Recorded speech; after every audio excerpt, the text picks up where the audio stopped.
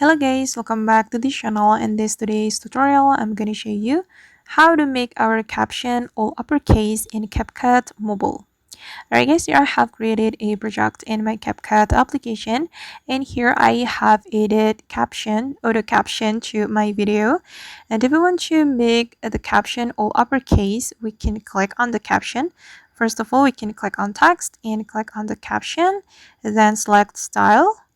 And here we're gonna select the style again, and we can scroll all the way to the right around here to find the case option.